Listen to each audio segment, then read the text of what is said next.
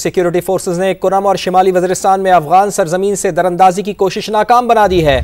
मौसर जवाबी कार्रवाई में दुश्मन को भारी नुकसान पहुंचा है।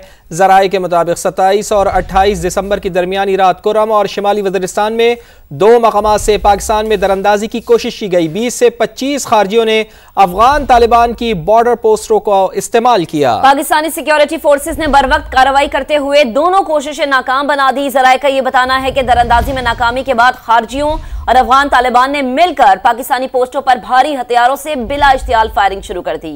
पाकिस्तानी सिक्योरिटी फोर्सेज ने मौसर और मुंह तोड़ जवाब दिया। इब्तदाई तलात के मुताबिक 15 से ज्यादा खारजी और अफगान तालिबान हलाक और मुतादिद जख्मी हुए। मौसर कार्रवाई के बायस अफगान तालिबान अपनी 6 पोस्टें भी खाली छोड़कर फरार हो गए। ज़राए का यह भी बताना है कि झड़पों में पाकिस्तानी सिक्योरिटी फोर्सेज के 3 जवान मामूली जख्मी हुए। और अफगान सरजमीन से खारजियों के पाकिस्तान में दहशतगर्द हमलों पर बात करने के लिए हमारे साथ लाइन पर हैं major general retired Zahid Mahmood और ब्रिगेडियर रिटायर्ड हारिस नवाज साहब। आप दोनों हजरात का बेहद शुक्रिया। जनरल साहब, पहले आप फरमाइएगा कि पाकिस्तान की कोशिशों के बावजूद अफगानिस्तान से बार बार दरअंदाजी आखिर हो क्यों रही है?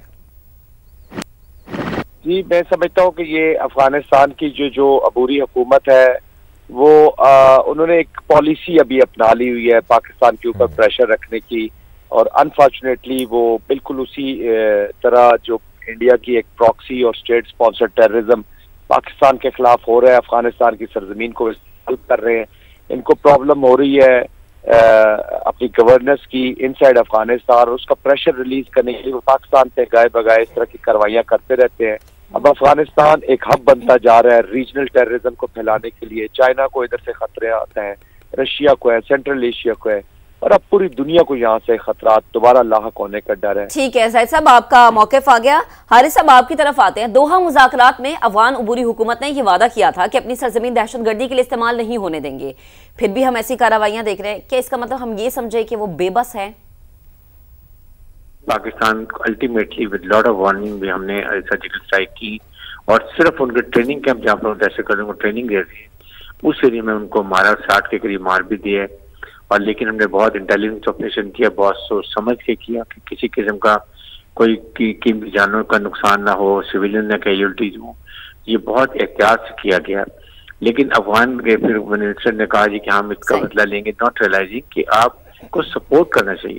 आई एम श्योर कि अब रियलाइज वो करती होंगे, उनको चाहिए कि पाकिस्तान से बात करें और पाकिस्तान के तहफ़्फ़ुज़ात सुने। हम उनसे एक ही बात मानते हैं कि आप अपनी सरजमीन किसी को किसी टेररिस्ट ऑर्गेनाइजेशन के खिलाफ इस्तेमाल ना करने दें। ठीक है, बेहद शुक्रिया। ब्रिगेडियर रिटायर्ड हारिस नवाज साहब हमारे साथ मौजूद थे और जनरल रिटायर्ड जाहिद महमूद साहब ने हमारा साथ दिया। दोनों का बेहद शुक्रिया।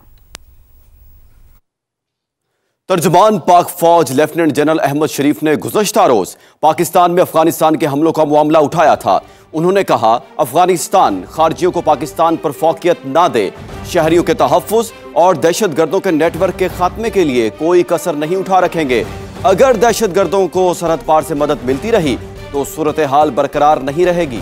पाकिस्तान दहशतगर्दों के नेटवर्क को ख़त्म करने और अपने शहरियों को हर कीमत पर तहफ़्फ़ुज़ फराहम करने में कोई कसर नहीं उठा रखेगा। एक पाकिस्तानी की जान और हिफाजत अफगानिस्तान पर मुकद्दम है। अफगानिस्तान की खुद मुख्तारी का मुकम्मल एहतराम करती है, लेकिन हम ये चाहते हैं कि वो ख़वारिजियों को और दहशतगर्दों को पाकिस्तान पर फौकियत ना दे। अगर फितना अल ख़वारिज और दहशतगर्द जिनके हाथ मासूम पाकिस्तानी शहरियों के खून से आलूदा हैं, अगर उन खून आलूद हाथों को सरहद पार से तक़वियत और मदद मिलती है, देन स्टेटस को इज नो मोर एक्सेप्टेबल।